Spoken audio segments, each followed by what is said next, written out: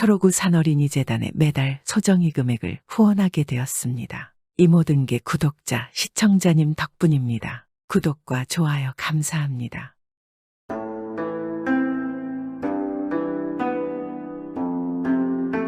옛날 옛적의 태계이왕에 관한 이야기입니다. 태계이왕은 학문에 뛰어났을 뿐만 아니라 바둑도 최고의 수준이었습니다. 나라에서도 바둑으로는 둘째가라면 서러운 바둑을 아주 잘 두는 실력자라였습니다. 그러던 태계 선생은 어느 날 금강산 유람을 떠났습니다. 나라 안에 골치 아픈 일을 모두 처리하고 홀로 여행을 떠난 것입니다. 오랜만에 홀로 정처 없이 떠돌아다닌 이왕은 마음도 몸도 모두 홀가분했습니다. 태 선생이 한참을 금강산을 돌아다니다가 어느 젊은 사내를 만났는데 그 사내는 다짜고짜 태계 선생을 아래 위로 흩어보며 말을 걸어왔습니다. 어이 금강산 구경 중이야.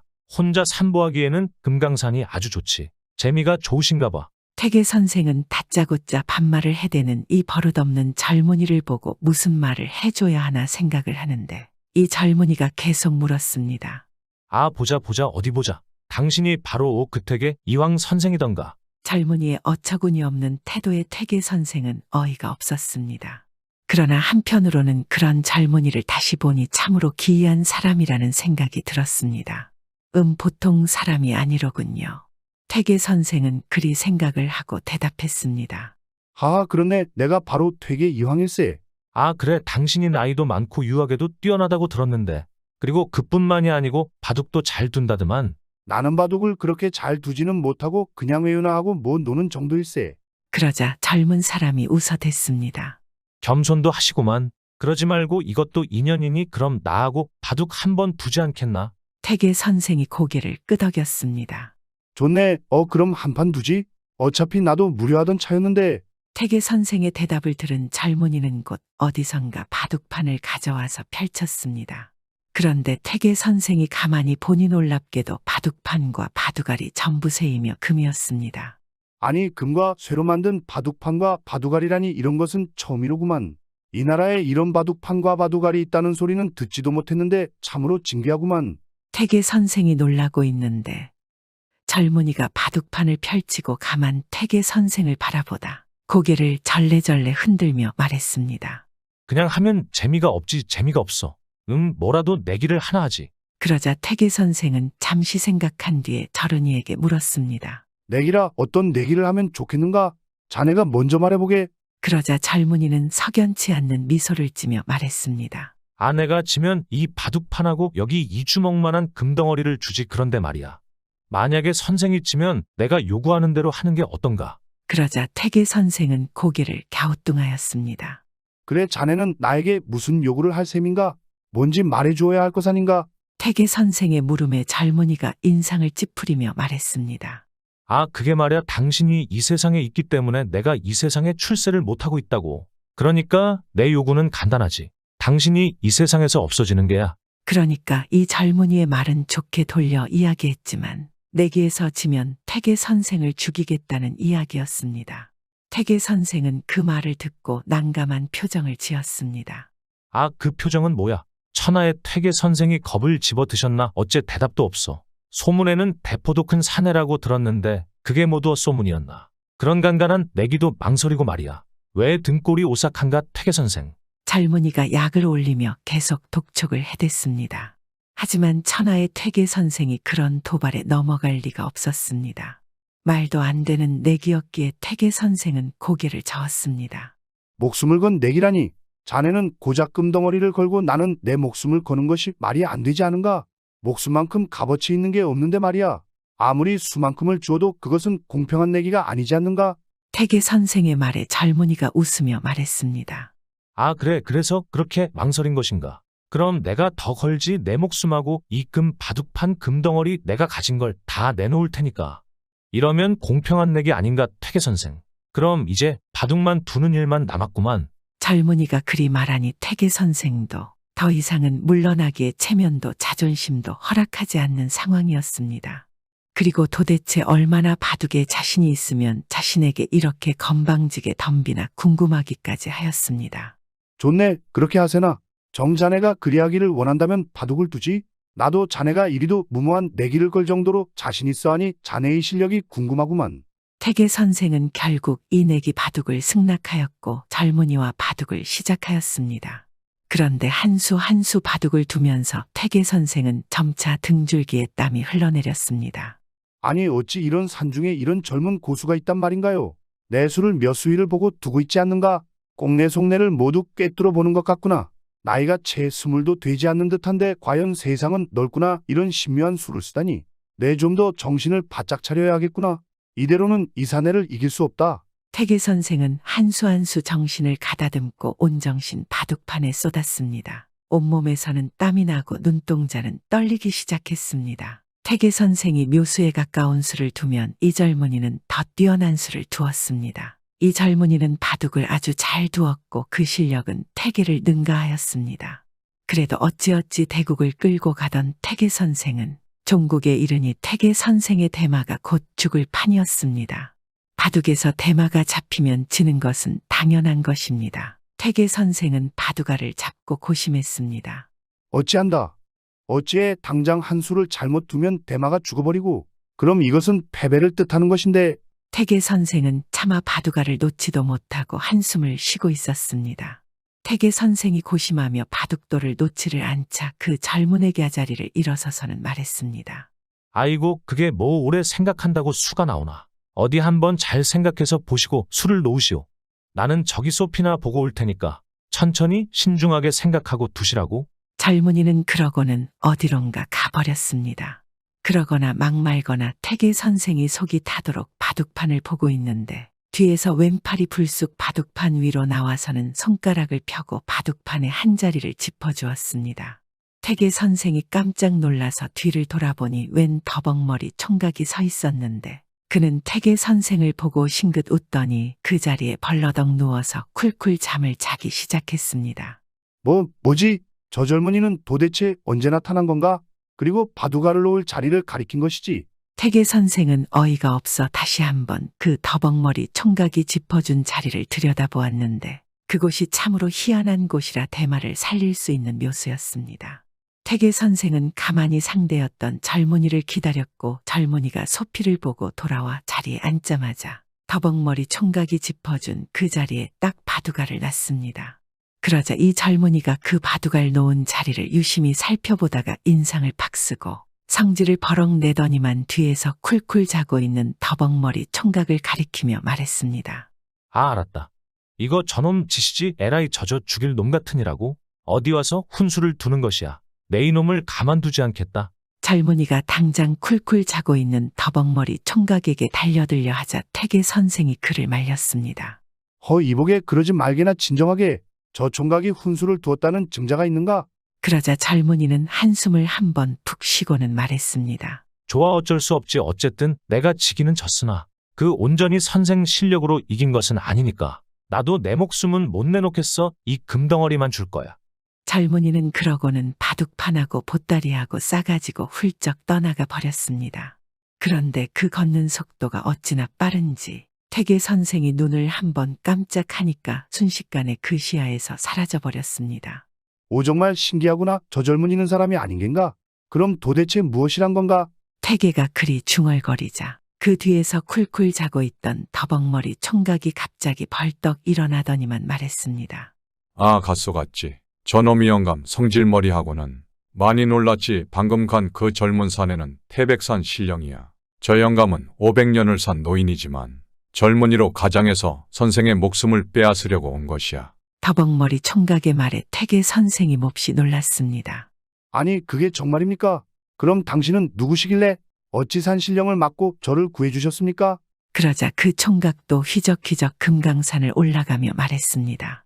아, 나는 이 금강산 산신령인데 태계 선생이 죽을까봐 살리려고 왔지. 당신 같은 사람이 죽어서는 이 나라의 큰 손해야. 지금 죽어서는 안 되네. 언제 또 저 심술쟁이가 어떤 모습으로 나타날지 모르니까 앞으로 목숨 건 내기 같은 것은 함부로 하지 말라고.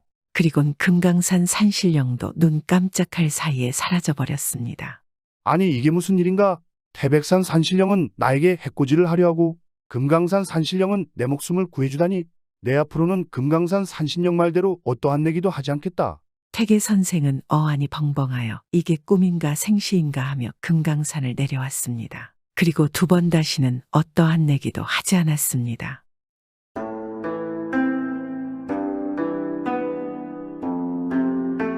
옛날 옛적 칠복이라는 선비가 살고 있었습니다.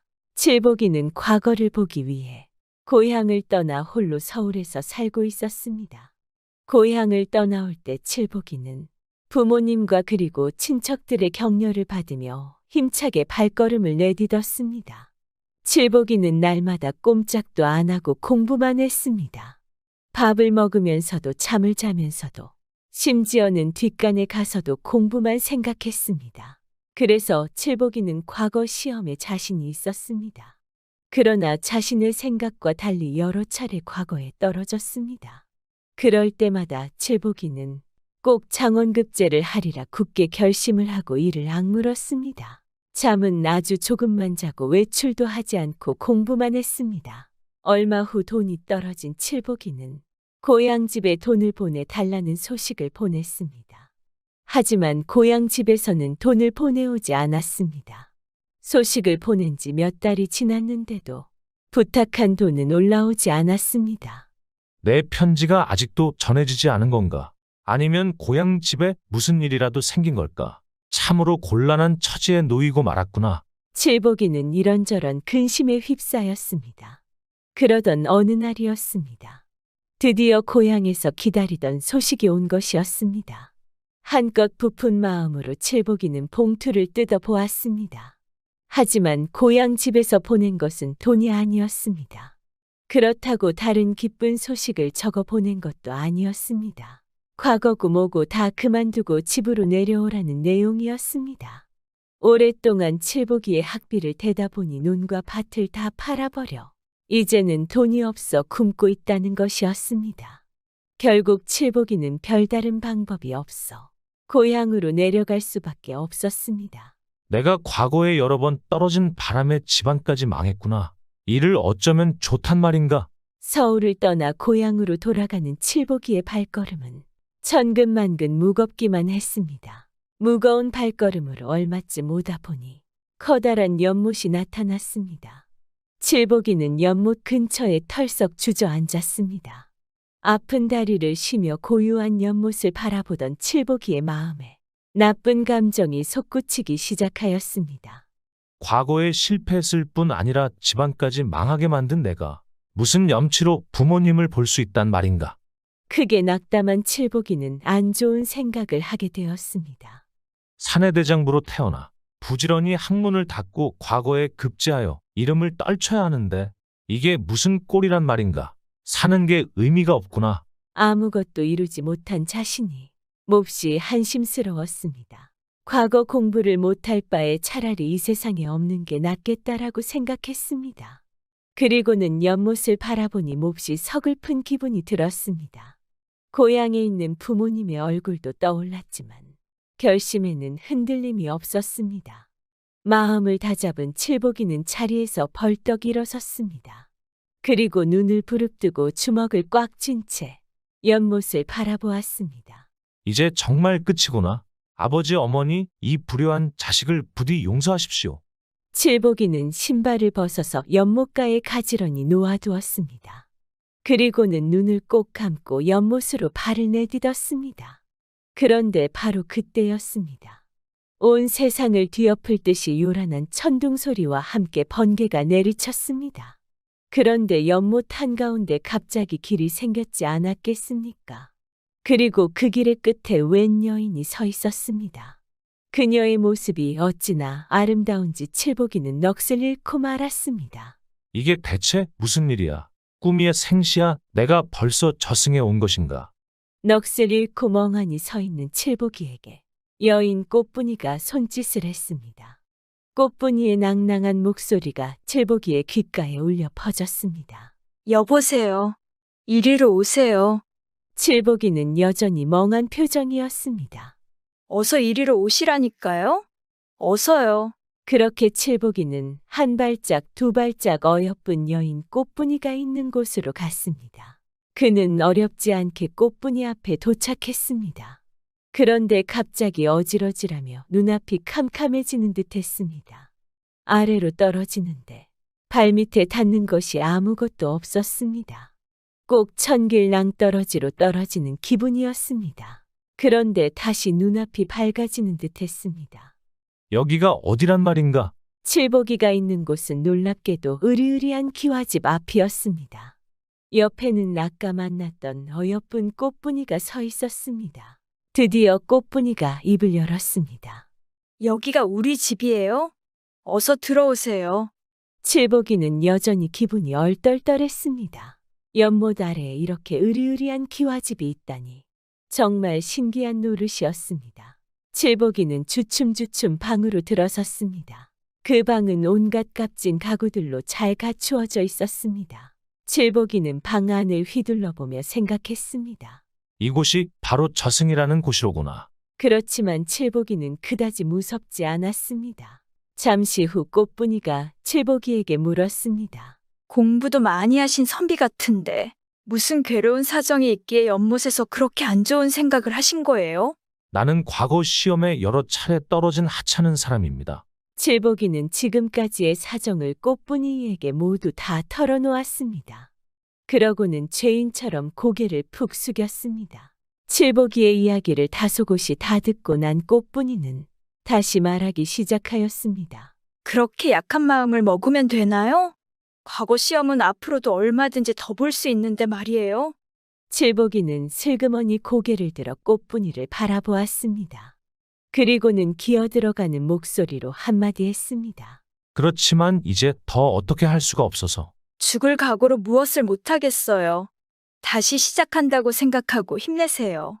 칠보기는 꽃분이의 이야기를 듣는 동안 자기가 얼마나 어리석은 생각을 했는지 크게 뉘우쳤습니다. 그제야 비로소 자신을 아끼고 사랑하고 염려하는 부모님에게 미안한 마음이 들었습니다. 아무쪼록 편한 마음으로 저희 집에서 푹 쉬세요. 이곳은 저승이 아니랍니다. 저승이 아니라고요. 뜻밖의 말에 칠보기의 두 눈이 보름달처럼 커졌습니다. 그 후 꽃분이는 끼니마다 맛있는 반찬을 마련했습니다. 또 상다리가 휘어질 만큼 푸짐하게 상을 차려서 칠보기를 극진히 대접했습니다. 그럴 때마다 칠보기는 몸둘 바를 몰랐습니다. 그러나 칠보기의 가슴 속에서는 부모님에 대한 걱정이 사라지질 않았습니다. 고향에 계신 부모님이 나 때문에 얼마나 염려를 하고 계실까. 과거 시험에 떨어지고 소식 한 번 전하지 않았으니 얼마나 애가 타실까 하며 이런 채로 며칠이 후딱 지나갔습니다. 어느 날 꽃분이가 칠보기의 속마음을 알아차리고 다정스러운 목소리로 말했습니다. 선비님, 고향에 계신 부모님은 걱정은 하지 마세요. 그게 무슨 말이오? 칠보기가 궁금한 눈빛으로 꽃분이를 바라보았습니다. 당신의 부모님이 잘 살 수 있도록 제가 많은 재물을 보냈어요. 그게 정말이오? 칠보기는 자신도 모르게 목소리를 높였습니다. 그러니까 당신은 저희 집에서 1년 동안 열심히 공부하여 내년에는 꼭 과거에 급제하도록 하세요. 고맙소. 이 은혜를 어찌 갚아야 할지 모르겠소. 당신이 과거에 급제하는 것이 곧 은혜를 갚는 길이에요? 그리고 과거에 급제한 후 저를 버리지 않겠다고 꼭 약속만 해주세요. 내 어찌 은혜를 베푼 그대를 버리겠소. 걱정 마시오. 그날부터 칠보기는 열심히 공부했습니다. 노는 시간은 물론 잠자는 시간까지도 줄이고 부지런히 공부했습니다. 칠보기가 밤낮으로 열심히 노력한 결과는 이듬해에 나타났습니다. 마침내 칠보기는 과거 시험에서 장원으로 급제했습니다. 칠보기는 물론 꽃분이도 너무나 기뻐서 가슴이 터질 것 같았습니다. 선비님, 이 기쁜 소식을 어서 부모님에게 알려야 되지 않겠어요?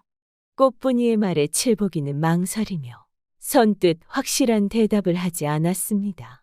나도 그러고는 싶지만 당신을 혼자 두고 갈 수 없어서 말이오. 꼭 돌아오신다는 약속만 해주세요. 저는 당신이 돌아오시길 기다리고 있겠어요? 오늘부터 보름 뒤 이 시간까지 틀림없이 돌아오신다고 약속하세요. 만약 그렇지 않으면 큰 화를 입게 되니까요. 꼭 돌아오리라. 무슨 일이 있어도 약속을 지키겠소. 그러면 어서 고향 집으로 떠나세요. 칠복이는 꽃분이에게 작별 인사를 한 뒤 부모님이 있는 고향으로 내려갔습니다. 꽃분이가 말한 대로 칠복이네 집안은 살림이 아주 넉넉해져서 잘 살고 있었습니다. 칠복이는 이 상황을 모르는 채 하며 부모님께 말하였습니다. 아버지 어머니, 제가 드디어 장원급제를 하였습니다. 장원급제라는 말이 나오자마자 칠복이의 아버지가 그를 덥석 껴안았습니다. 장하다. 이제야 소원을 이루었구나. 모두 하늘이 우리 집안을 도우신 거야. 그날부터 칠복이의 집에서는 큰 잔치가 벌어졌습니다. 어느덧 칠복이가 꽃분이에게로 돌아갈 날이 코앞으로 다가왔습니다. 칠복이는 아쉽지만 부모님의 곁을 떠나지 않을 수 없었습니다. 저는 이제 집을 떠나야 하겠습니다. 약속한 일이 있어서 더 머물 수가 없습니다. 그래. 집 걱정은 말고 몸 건강히 잘 지내려무나. 부모님의 따스한 배웅을 받으며 칠복이는 집을 떠났습니다. 높은 고갯마루에 다다른 칠복이는 잠시 쉬려고 했습니다. 나무 그늘에 앉아있던 칠복이는 자신도 모르게 깜빡 잠이 들고 말았습니다. 얼마 동안 잠들어 있던 칠복이는 누군가가 흔들어 깨우는 바람에 퍼뜩 눈을 떴습니다. 아니, 아버지가 웬일이십니까? 칠복이가 깜짝 놀라 외쳤습니다. 칠복이 아버지는 무언가에 쫓기듯 급하게 말했습니다. 너에게 당부할 말이 있어 황급히 뒤따라왔다. 당부할 말씀이라뇨? 네가 지금 가려는 곳이 저 산 너머에 있는 커다란 연못이 아니더냐. 아니, 아버지께서 그것을 어떻게 하셨습니까?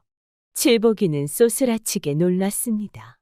연못과 거기에 살고 있는 꽃분이에 대한 이야기는 이 세상 어느 누구에게도 말한 적이 없는 비밀이었기 때문이었습니다. 그런데 그의 비밀을 아버지가 알고 있다니 칠복이는 믿을 수가 없었습니다. 다 아는 수가 있지 하며 씩 웃는 아버지의 모습이 칠복이는 어쩐지 이상하게 생각했습니다. 어딘지 낯설고 섬뜩하다는 느낌이 들었습니다. 그래서 칠복이가 고개를 갸웃거리고 있는데 아버지의 엄한 목소리가 귓가에 울렸습니다. 지금부터 이 아비가 시키는 대로 해야 한다. 알았느냐? 아버지가 눈을 무섭게 부릅뜨며 말했습니다. 네, 아버지 말씀대로 하겠습니다. 어서 말씀해 주세요. 네가 연못에 도착하게 되면 그 여인이 너를 반갑게 맞이할 것이다. 그때 너는 웃으며 반기는 그 여인의 얼굴에다 태태태하고 침을 3번 뱉어야 한다.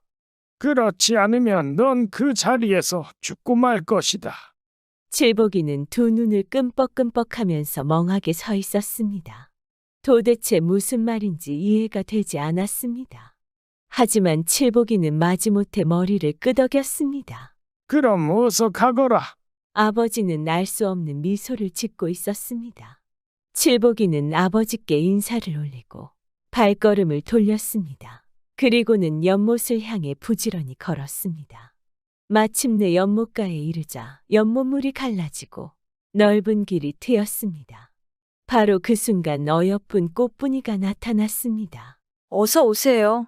그동안 얼마나 뵙고 싶었는지 몰라요. 꽃분이가 반갑게 칠복이의 손을 잡고 집 안으로 이끌었습니다.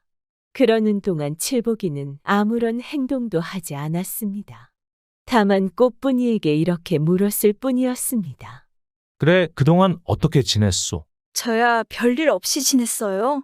그런데 오늘 이곳에 오는 도중 무슨 이상한 일이 없었나요? 꽃분이는 빤히 칠복이를 바라보았습니다.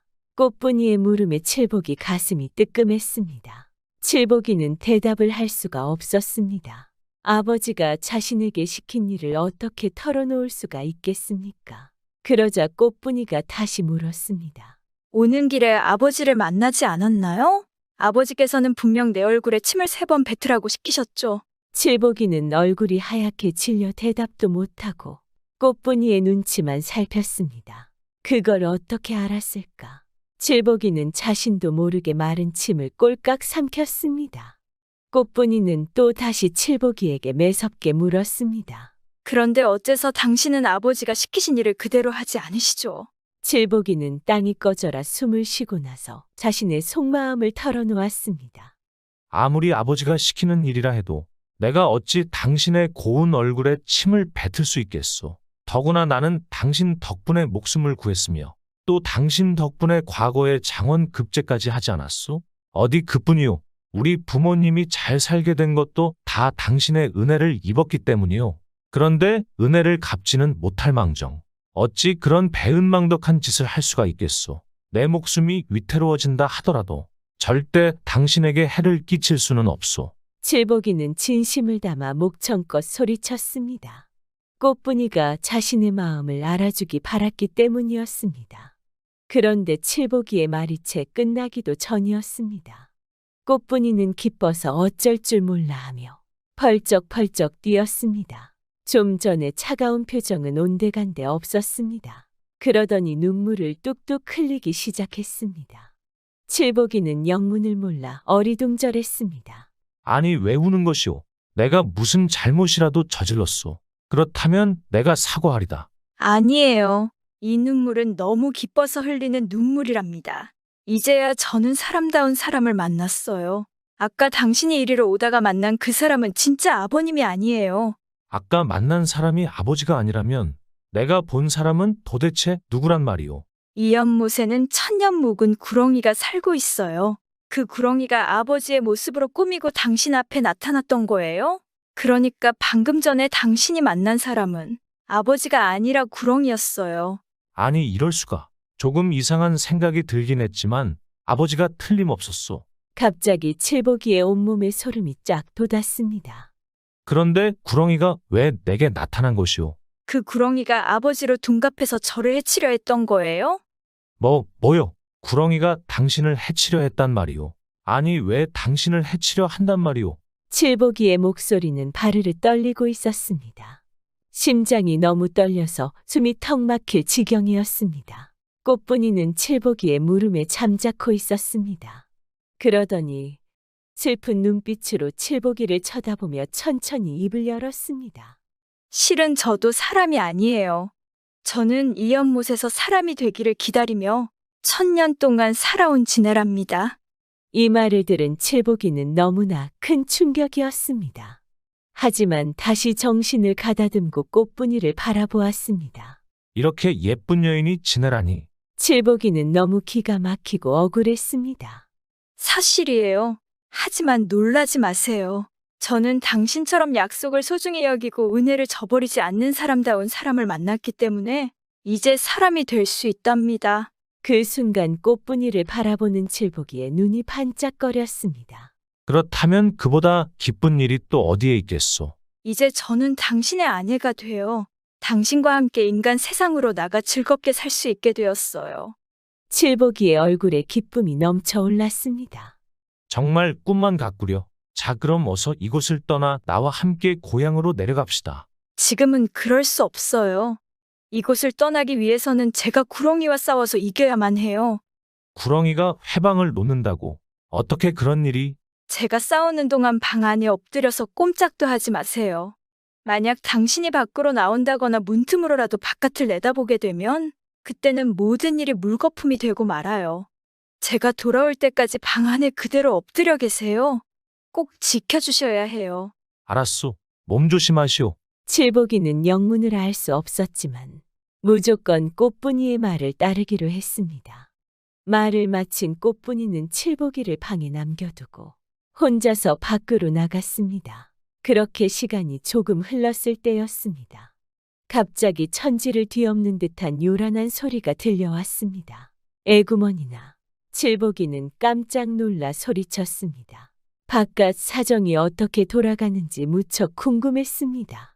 그래서 몸을 일으키려는데 머릿속에 꽃분이의 말이 떠올랐습니다. 칠복이는 침을 꼴깍꼴깍 삼키며 궁금증을 참아야 했습니다. 이 와중에 집은 쉴 새 없이 흔들리고 우레 같은 요란한 소리가 집안 가득히 울려 퍼졌습니다. 그렇게 1시간 정도가 흐른 뒤였습니다. 마침내 주변이 고요해졌습니다. 칠복이는 그제야 안도의 한숨을 내쉬었습니다. 이제 싸움이 끝난 모양이구나. 그렇다면 누가 이겼을까? 궁금하였지만 칠복이는 바깥을 내다볼 엄두가 나지 않았습니다. 여전히 방바닥에 엎드려서 이 생각 저 생각으로 머릿속이 아주 복잡할 뿐이었습니다. 칠복이는 한동안 그렇게 엎드려 있었습니다. 엎드린 채 진해 즉 꽃분이가 이겼기를 빌고 또 빌었습니다. 그런데 꽤 오랜 시간이 지났는데도 밖에서 아무런 기척도 나지 않았습니다. 칠복이의 머릿속에는 점점 불길한 생각이 가득 차기 시작하였습니다. 칠복이는 아무래도 여인을 이제 다시 볼 수 없을 것만 같았습니다. 슬픔에 젖어 온몸에서 기운이 쑥 빠져버렸습니다. 구렁이에게 진 모양이구나. 그렇지 않고서야 이렇게 오랫동안 돌아오지 않을 리가 없지. 사방은 쥐 죽은 듯이 조용하기만 했습니다. 칠복이는 용기 내어 슬금슬금 문 앞으로 다가갔습니다. 그리고 문틈으로 밖을 내다보았습니다. 그러자 칠복이의 눈에 꽃분이의 모습이 들어왔습니다. 칠복이는 반갑기도 하고 약속을 어겼기 때문에 두렵기도 했습니다. 그때 꽃분이는 칠복이를 미처 보지 못했습니다. 꽃분이는 마당에 서서 바쁘게 움직이고 있었습니다. 그러다 꽃분이의 바쁜 손놀림이 뚝 그쳤습니다.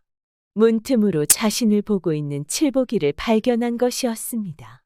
꽃분이는 너무 놀라 어찌할 바를 몰라 했습니다. 그녀는 그 숱한 지네발을 몸속에 쑤셔넣고 있었기 때문이었습니다. 꽃분이는 다행히 구렁이를 물리치기는 했지만 싸움이 끝난 다음 바로 방으로 들어갈 수가 없었습니다. 지네발을 모두 감추려면 시간이 아주 많이 걸렸기 때문이었습니다. 그런데 칠복이가 그 시간을 참지 못하고 바깥을 내다보았던 것이었습니다. 칠복이가 문틈으로 내다보았을 때 꽃분이는 발을 거의 다 감추고 맨 위에 왼쪽 발 하나만을 남겨놓고 있었습니다. 제가 뭘 했어요? 그렇게 부탁을 했는데도 밖을 내다보시다니? 조금만 더 참으셨더라면 이 발까지 모두 다 감추었을 텐데. 꽃분이는 왼쪽 겨드랑이에 매달린 진의 발을 가리키며 탄식을 하였습니다. 저는 당신 때문에 이진의 발 하나를 감추지 못했고, 감추지 못한 이진의 발 때문에 당신에게 버림받게 되었군요. 꽃분이는 슬픔에 젖은 채 이야기했습니다. 칠복이는 꽃분이의 말을 이해할 수 없었습니다. 내게 버림을 받게 되다니? 그게 무슨 말이오? 겨드랑이에 진의 발을 달고 있는 징그러운 모습을 보면서 어떻게 함께 살겠어요. 꽃분이는 겨드랑이에 매달려 진의 발을 만지며 슬피 울었습니다. 칠복이가 문틈으로 내다보지만 않았더라면 완전한 사람이 될 수 있었는데 칠복이가 약속을 어기는 바람에 일이 어그러진 것이었습니다. 칠복이는 침착하고도 다정하게 꽃분이를 위로했습니다. 그만 진정하시오. 나는 당신 겨드랑이에 달린 지네발이 조금도 징그럽지 않소. 당신은 내 생명의 은인이며 우리 부모님의 은인이오. 그러한 당신을 내가 어떻게 저버릴 수가 있단 말이오. 자, 어서 눈물을 거두시오. 칠복이는 꽃분이를 진정으로 사랑하고 있었습니다. 그래서 꽃분이의 어떤 모습이더라도 문제없다고 생각했습니다. 꽃분이는 칠복이의 말을 듣고 나서야 울음을 그쳤습니다.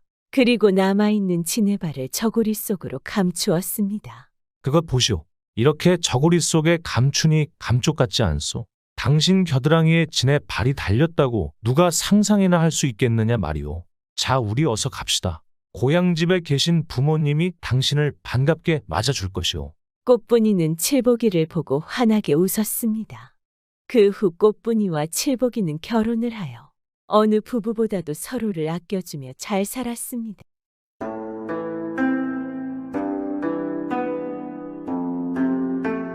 옛날에 어느 마을에 한 과부 할머니가 홀로 살고 있었습니다. 할머니는 시집 온 지 얼마 안 되어서 청산과부가 되었습니다.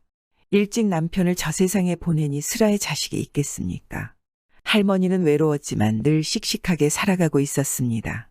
그러던 어느 날 할머니는 강가에 나가서 빨래를 하는 중이었습니다. 아이고, 이놈의 빨래 지긋지긋하구나.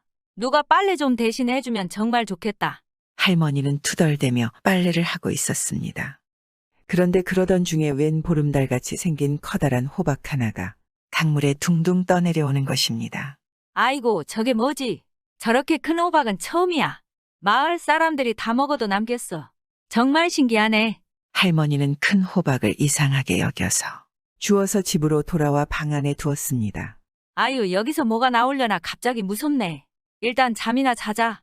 그렇게 할머니는 잠이 들었는데 다음날 아침 할머니는 이상한 소리에 잠에서 깨어났습니다. 아니, 무슨 소리가 들리는데 뭐지 소리가 나는 쪽을 보니 할머니가 가져다 놓은 큰 호박에서 나는 소리였습니다.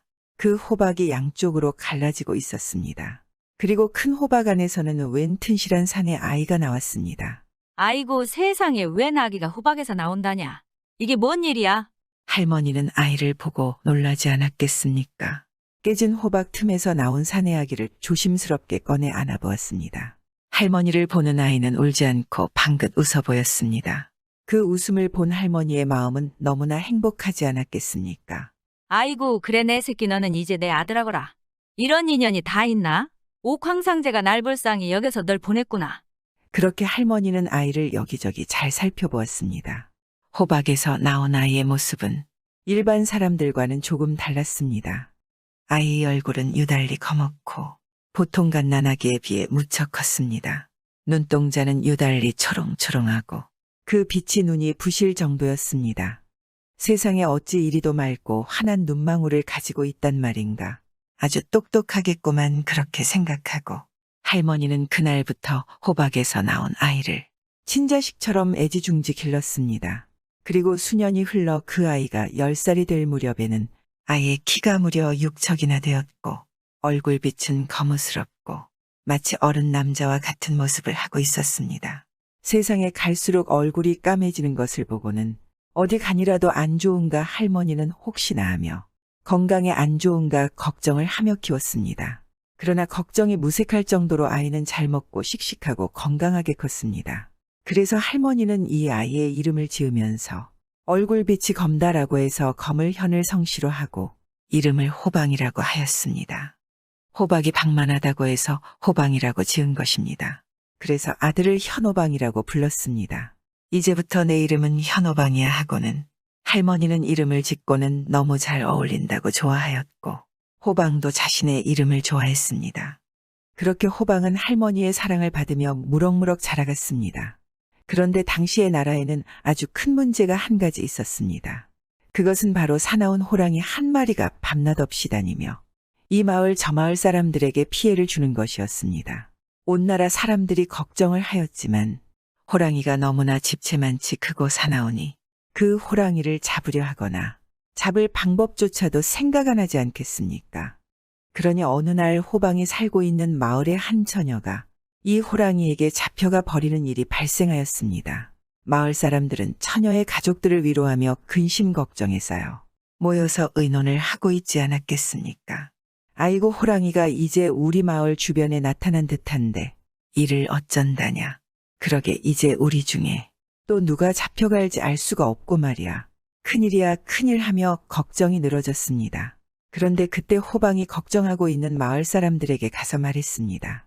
잡혀간 처자를 구해오겠습니다. 이 마을과 나라의 근심을 덜게 할 것입니다. 그러니 마을의 촌장이 말했습니다. 아이고 호방아, 네가 아무리 힘도 세고 이 덩치도 크지만 호랑이는 안 된다. 함부로 나섰다가는 너도 큰일이 나는 수가 있다. 너의 늙은 어머니가 너 하나만 보고 살아가는데 괜히 위험한 짓 하지 말고 집에 잘 숨어 있거라. 그러니 호방은 자신만만한 표정으로 말했습니다. 호랑이 내가 잡을 것이니 걱정하지 마세요. 저를 한번 믿어보세요. 그러나 마을 사람들은 호방의 말을 믿지 않았습니다. 오히려 걱정스러운 듯 쳐다보았습니다. 그런데 정말로 호방의 말을 알아들었는지 잠시 뒤 땅이 쿵쿵 울리는 소리와 함께 이 숲속에서 집채만한 호랑이 한 마리가 호방이 서 있는 곳을 향해 달려들었습니다. 호랑이를 본 마을 사람들은 깜짝 놀라서 모두들 혼비백산 달아나기에 바빴습니다.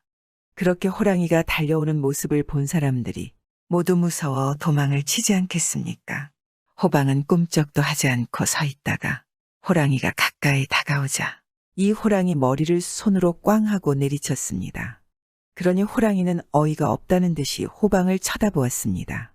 아이고 아이고 저걸 어째 호방이 이제 잡아먹히겠구만 하고 걱정을 했습니다. 그런데 갑자기 호랑이가 그 자리에서 찍소리도 못하고 풀썩 힘없이 쓰러졌습니다. 세상에 호방이 호랑이를 잡았구만. 와 대단하다 역시 호방은 장사야. 마을 사람들은 이 모습을 보고 다시 쓰러진 호랑이 주변으로 모여들었고 호방을 몹시 칭찬하고 호방은 좋아라 하였습니다. 그러니 소문은 온 나라에 퍼졌고 나라의 임금도 골칫덩어리인 호랑이를 잡았으니 몹시 기뻐하여 호방에게 큰 상을 내려 보내주었습니다. 그리고는 그의 힘이 장사라는 이야기를 들은 왕은 호방을 궁으로 불러들였습니다. 나라에서 큰 종을 만들었는데 만들기는 하였으나 종이 무거워서 도무지 옮겨달 수가 없었습니다. 그동안 나라에서 힘께나 쓴다고 하는 사람 수백 명이 매달려도 종을 움직일 수가 없었던 것이었습니다. 왕을 비롯해서 온 나라 백성들이 걱정만 하고 있었는데 마침 호방의 소식을 들은 왕은 잔뜩 기대하며 호방에게 부탁하지 않았겠습니까? 그대가 그렇게 최고의 장사라 하였는데 혹시 이 종을 들 수 있겠는가? 왕이 조심스럽게 자신의 앞에 엎드려 있는 호방에게 물었습니다. 그러자 호방이 힐끔 옆에 놓여져 있는 종을 보더니 자신 있게 말했습니다. 이 정도는 거뜬히 들 수 있습지요. 제가 한번 옮겨보겠습니다.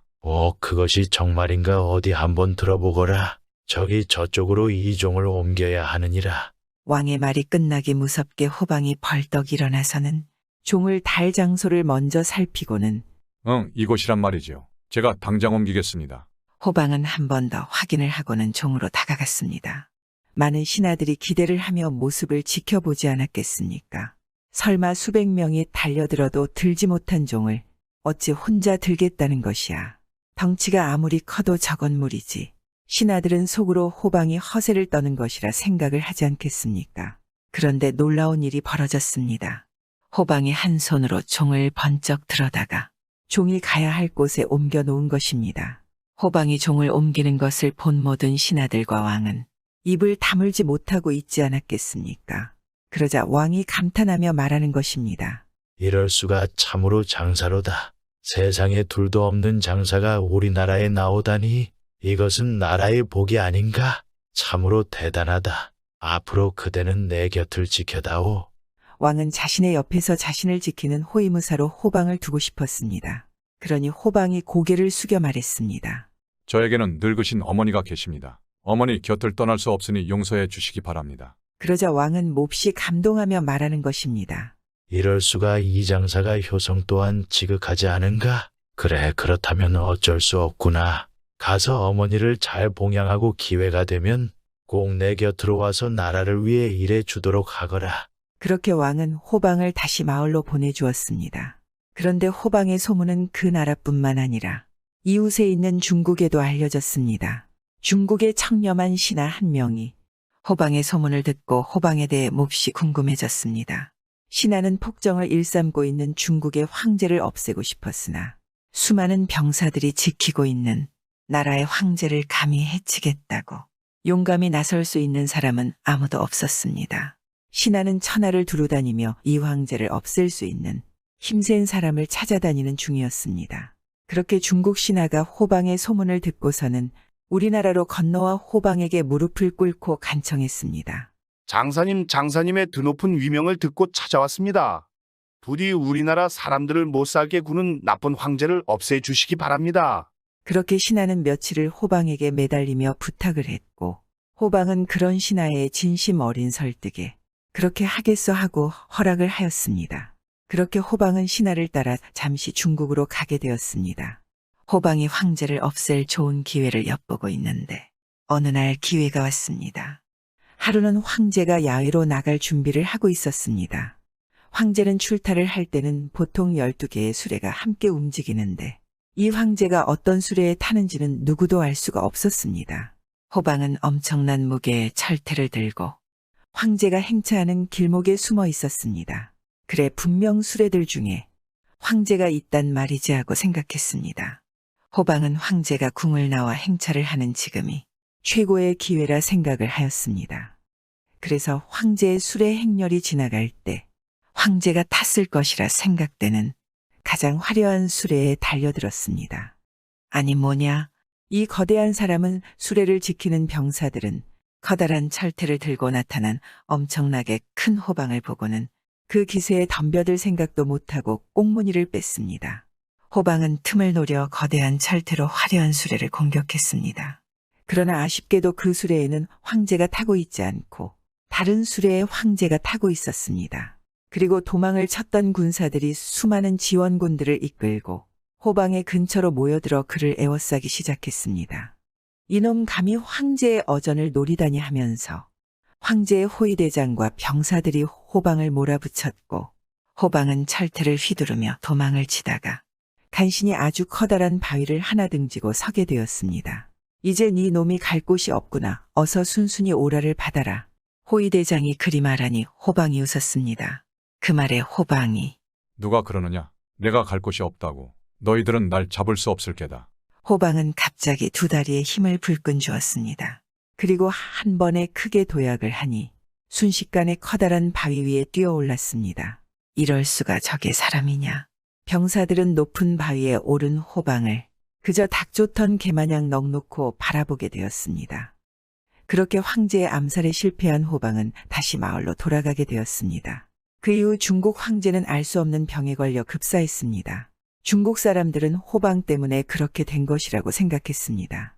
고향에 간 호방은 늙은 어머니를 잘 모시며 살고 오래오래 그 힘을 마을과 나라에 좋은 일에 쓰며 살아갔다고 합니다. 지금까지 호박에서 태어나서 마을과 나라를 위해 살아간 사내의 이야기였습니다. 좀 황당한 옛날 이야기이지만 요즘 우리가 힘들 때 이런 호방 같은 사내가 있으면 좋지 않겠습니까?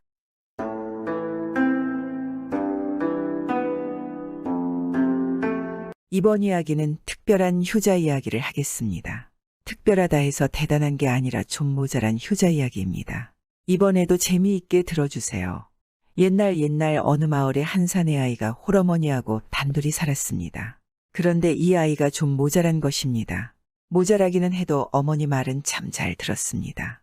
뭐 보통 잘 듣는 게 아니라 죽으라면 죽는 신용까지 할 정도인 것입니다.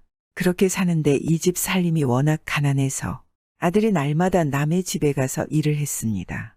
남의 집 농사일 굳은 일을 거들어주고 돈이야 쌀이야 조금씩 얻어다가 입에 풀칠이나 하면서 사는 거지 말입니다. 하루는 이 아이가 이웃 마을에 가서 일을 해주고 돈 서푼을 받았습니다. 돈 서푼이 많지는 않지만은 그래도 하루 종일 힘들여 일해주고 번 돈이니 제 딴에는 얼마나 귀하고 중하겠습니까? 그래 그 돈을 행여 잃어버릴세라 손에 꼭 쥐고 집에 갔습니다. 가다가 목이 말라 길가에 있는 우물에 가서 물을 한 모금 떠먹었습니다. 우물 옆에다가 돈을 놓고 물을 떠먹고 나서는 그만 깜빡 잊고 돈을 그 자리에 놔두고 와버린 것입니다. 한참 가다가 보니 손이 허전하거든 말입니다. 부랴부랴 달려가 보니 그새 누가 가져갔는지 돈이 온데간데 없지 뭡니까? 별 수 있겠습니까? 그냥 빈손으로 집에 돌아왔지 뭡니까? 집에 와서 어머니한테 일이 이만저만하게 됐노라고 이야기하니 애당초 돈을 손에 쥐고 온 게 잘못이지. 호주머니에 넣어 가지고 왔으면 그런 일이 없었을 게 아니냐? 하고 어머니가 야단을 치는 것입니다. 그러자 이 모자란 아들이 고개를 끄덕이며 말하는 것입니다. 잘 알겠습니다, 어머니. 다음부터는 꼭 호주머니에 넣어 가지고 오겠습니다. 하고 단단히 다짐했습니다. 그래 그 다음 날 또 이웃 마을에 일을 해주러 갔습니다. 하루 종일 힘들여 일해주고 나니 주인 집에서 고맙다고 품삯을 주는데 이번에는 돈을 안 주고 강아지를 한 마리 주는 것입니다. 강아지를 턱 받아서 가만히 생각해보니 이걸 가지고 가다가 또 어제처럼 길에서 잃어버리면 어쩌나 걱정이 되거든 말입니다. 그러고 보니 어제 어머니가 호주머니에 넣어 가지고 오라고 한 말이 생각나더란 말입니다. 옳거니 어머니가 틀림없이 호주머니에 넣어 가지고 오라셨지. 이걸 호주머니에 넣어 가지고 가야겠군. 하고 강아지를 호주머니에 넣었습니다. 살아있는 강아지를 호주머니에 넣으려니 어디 잘 들어갈 리가 만무하지 않겠습니까? 억지로 집어넣으니 강아지는 안 들어가려고 깨갱깨갱 울고 발버둥을 치고 뭐 야단법석이 났지 않겠습니까? 그러나마나 어머니 말을 워낙 잘 듣는 이 아이는 강아지에게 말했습니다. 강아지야, 강아지야. 조금만 참으렴. 어머니가 너를 호주머니에 넣어 가지고 오라셨단다. 하면서 강아지를 억지로 호주머니에 쑤셔 넣었습니다. 그렇게 해가지고 집으로 가는데 가면서 내내 난리법석이 났습니다. 강아지는 강아지대로 답답해서 밖으로 나오려고 야단이고 아들은 아이대로 강아지가 밖으로 못 나오게 하느라고 용을 쓰고 이러느라고 말입니다. 그렇게 난리법석을 치다가 기어이 강아지가 호주머니 실밥을 뜯고 밖으로 튀어나와 버린 것입니다. 튀어나와서 아주 멀리 달아나 버렸습니다. 그러니 별 수 있겠습니까? 또 털레털레 빈손으로 집에 돌아왔습니다. 집에 와서 어머니한테 일이 이만저만하게 됐노라고 그러니까 어머니가 또 야단을 치지 않겠습니까? 이 녀석아, 강아지를 호주머니에 넣어가지고 오는 바보가 세상에 어디 있단 말이냐? 끈으로 모가지를 묶어서 끌고 와야지. 아들은 이번에도 고개를 끄덕이며 말하는 것입니다. 잘 알았습니다. 어머니, 다음에는 꼭 그렇게 할게요. 아들은 어머니 말을 귀에 잘 새겨뒀습니다. 그러고 나서 그 이튿날 또 이웃 마을에 일을 하러 갔습니다. 하루 종일 일해주고 나니 주인이 품삯을 주는데 이번에는 뭘 주는고 하니 생선을 주거든 말입니다. 집에 가지고 가서 어머니하고 구워 먹으라고 말입니다. 생선을 턱 받아서 생각해보니 이것도 잘못하다가는 놓쳐버릴 것 같단 말입니다. 죽은 생선이 달아날 리 없지만은 아들이 그걸 모르는 것입니다. 그래서 어머니 말대로 하느라고 끈을 하나 구에다가 생선 모가지를 묶었습니다. 묶어서 끌고 가는 거지뭡니까? 생선을 길바닥에 질질 끌고 가니 어떻게 되겠습니까? 흙투성이가 되어서 모말이 아니지 않겠습니까? 살점은 다 떨어져 나가고 뼈만 남은 게 생선 꼴도 아닌 것입니다. 그놈의 생선을 끌고 집에 가긴 갔는데 어머니가 보니 참 기가 막히거든 말입니다. 넌 어쩌자고 생선을 그 꼴을 만들어가지고 왔니? 그런 걸 끌고 오다니 제정신이냐? 그런 건 종이에 싸서 지프로 몸통을 묶어가지고 어깨에 청 매고 오면 좀 좋아. 종이에 싸서 지프로 몸통을 묶어가지고 어깨에 청 매고 오라고요. 잘 알았습니다. 아이는 이번에도 어머니 말을 귀에 잘 새겨뒀습니다. 그러고 나서 그 이튿날 또 이웃 마을에 일해주러 갔습니다. 하루 종일 일해주고 나니 주인이 품삯을 주는데 이번에는 뭘 주는고 하니 당나귀를 한 마리 주는 것입니다. 그동안 일을 참 잘해줬는데 늘 품삯을 너무 적게 줘서 미안했다면서 이걸로 살림 미천이나 하라고 그런단 말입니다. 당나귀 한 마리를 턱 받고 보니 참 눈앞이 캄캄한 것입니다. 어머니가 어제 뭐라고 그랬느냐 하면 종이에 싸서 지프로 몸통을 묶어가지고 어깨에 청 매고 오라고 그랬거든 말입니다. 이 큰 놈을 무슨 수로 종이에 싸며 또 무슨 수로 어깨에 메고 가겠습니까? 그래도 어머니 말씀이니 거역할 수는 없지 않겠습니까? 여기저기 다니면서 종이를 있는 대로 주워다 당나귀를 쌌습니다. 눈만 빼놓고 죄쌌습니다. 그렇게 종이로 당나귀 몸뚱이를 싸바르고 몸통 한가운데를 지프로 뚝딱 묶었습니다. 그걸 이제 어깨에 메고 갈 판입니다. 당나귀를 어깨에 맨다는 게 어디 쉬운 일이겠습니까? 제 몸집보다 큰 놈을 매려니 당나귀 배 밑에 들어가서 버둥거리는 게 고작이지만은 어찌 됐든 그 꼴을 해가지고 집으로 가는 겁니다. 그때 마침 온님 행차가 그 길을 지나가게 됐습니다. 가마에다 원님의 어린 딸을 태워가는데 그 딸이 몹쓸 병에 걸려 몇 날 며칠 말도 못하고 먹지도 못하는 것입니다. 용하다는 의원은 다 불러다 보이고 좋다는 약은 다 써봤지만은 낫지를 않는 것입니다. 그래서 죽기 전에 바깥 구경이나 시켜주려고 데리고 나왔습니다. 사실은 원님 딸이 고기를 먹다가 가시가 목에 걸려서 그런 건데 그걸 아무도 모르는 것입니다. 그런 형편인데 원님의 딸이 가마를 타고 지나가다가 이 아이가 당나귀를 종이에 싸서 메고 가는 걸 보게 됐거든. 그걸 보니 얼마나 우습겠습니까? 멀쩡한 당나귀를 눈만 빠꼼히 내놓고 온통 종이로 싸 바른 것만 해도 우스운데 그걸 어깨에 매겠다고 아들이 당나귀 배 밑에 들어가 버둥거리는 꼴을 보니 웃음이 안 나올 수 있겠습니까? 아이고 우스워라. 세상에 저런 웃긴 광경은 처음이야. 너무 우스워라. 그걸 보고 깔깔 웃다가 그만 목에 걸린 가시가 톡 튀어나왔습니다. 그 바람에 병도 씻은 듯이 나왔습니다. 일이 이렇게 되니 원님이 아이를 불러다가 무슨 영문으로 당나귀를 메고 가는지 물어봤지 않겠습니까?